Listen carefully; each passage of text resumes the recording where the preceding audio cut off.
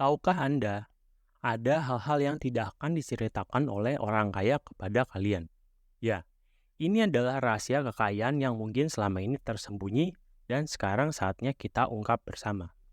Halo, selamat datang kembali di channel Vibis.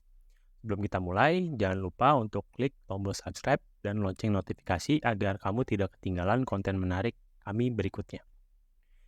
Hari ini kita akan bahas apa yang tidak akan dikatakan orang kaya kepadamu, yaitu rahasia mencapai kekayaan.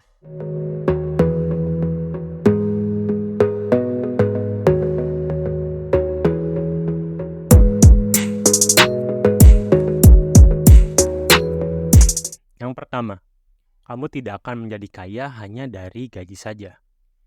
Jauh manapun kamu naik di tangga karir, seberapa besar pun gaji yang kamu dapatkan, itu tidak akan cukup untuk membuatmu kaya. Kenapa? Karena gaji itu sifatnya tetap. Sedangkan hidup itu penuh dengan variabel dan ketidakpastian. Jadi kita butuh sumber penghasilan lain, seperti bisnis, sampingan, atau investasi. Jadi, jika kamu ingin menjadi kaya, kamu perlu membangun aliran pendapatan tambahan. Itu bisa berupa bisnis sampingan, investasi, atau bahkan bekerja sebagai freelance. Mari kita analogikan ini seperti bermain monopoli. Dalam permainan monopoli, satu-satunya cara untuk memenangkan permainan adalah dengan mengakumulasi properti dan memanfaatkannya untuk menghasilkan uang. Dalam kehidupan nyata pun sama. Properti tersebut bisa berupa bisnis atau investasi yang kamu miliki. Jadi, meski kamu mungkin merasa nyaman dengan gaji bulananmu, jangan biarkan itu membuatmu berhenti mencari sumber penghasilan lain. Yang kedua, inflasi menggerogoti kekayaan. Jadi, investasikan uang kamu. Inflasi adalah peningkatan harga barang dan jasa dari waktu ke waktu yang mengakibatkan penurunan daya beli. Artinya apa? Uang yang kamu simpan di bank hari ini, nilai belinya akan menurun di masa mendatang. Oleh karena itu, kamu perlu berinvestasi untuk melawan inflasi dan meningkatkan nilai uang kamu. Contoh lainnya adalah, jika inflasi tahunan adalah 3%, maka uang 100.000 yang kamu simpan di bawah kasur akan kehilangan daya belinya sebesar 3.000 dalam setahun. Ingat, dalam setahun ya. Jadi, jika kamu hanya menyimpan uang di bank dengan bunga rendah yang tidak bisa mengalahkan tingkat inflasi, maka perlahan-lahan kamu akan kehilangan kekayaanmu. Cara terbaik untuk melawan inflasi adalah dengan berinvestasi. Apakah itu investasi saham, obligasi, reksadana, properti, atau apapun yang bisa memberikan return lebih tinggi dari inflasi. Misalnya, jika kamu berinvestasi di pasar saham dan mendapatkan return rata-rata 7% per tahun, itu berarti kamu berhasil melawan inflasi dan meningkatkan kekayaanmu secara real. Poin ketiga selanjutnya adalah membeli aset bukan liabilitas. Ya, aset adalah sesuatu yang bisa menghasilkan uang untukmu, seperti investasi atau properti yang bisa disewakan. Sedangkan liabilitas adalah sesuatu yang menghabiskan uangmu, seperti mobil mewah, rumah besar yang memerlukan biaya perawatan tinggi. Jadi belilah aset yang bisa menghasilkan aliran pendapatan untuk kamu.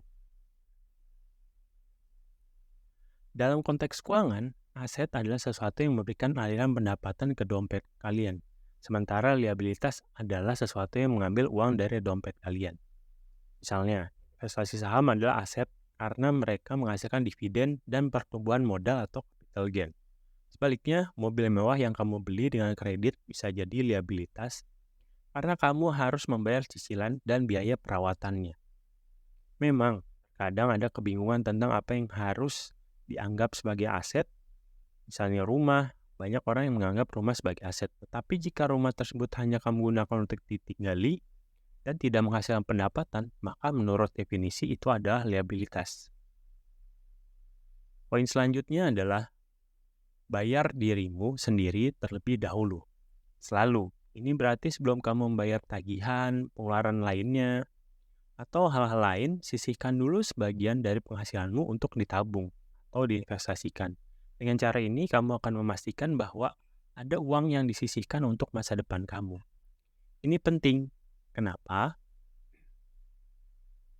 Karena istilah bayar diri sendiri terlebih dahulu sebenarnya adalah konsep dasar dalam manajemen keuangan yang seringkali terabaikan.